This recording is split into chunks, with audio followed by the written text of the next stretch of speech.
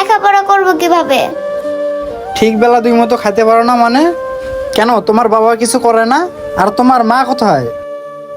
Uncle, আমার বাবা মা দুজনে আছে, কিন্তু কিন্তু কেন, চুপ হয়ে গেলে কেন? বলো মামুনি, আমি একটু শুনি। আঙ্কেল, আপনি শুনতে চান আমার কষ্টের কথা? তাহলে শুনেন শুনেন তাহলে আঙ্কেল। একসময় আমাদের ফ্যামিলি অনেক ভালো ছিল, আমরাও একসময় অনেক সুন্দরভাবে জীবনযাপন করতাম।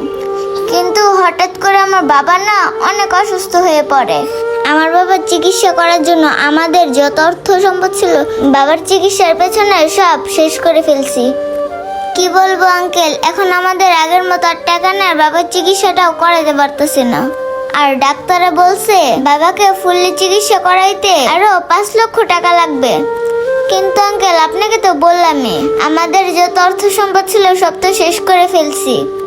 তাই এখন আমার বাবা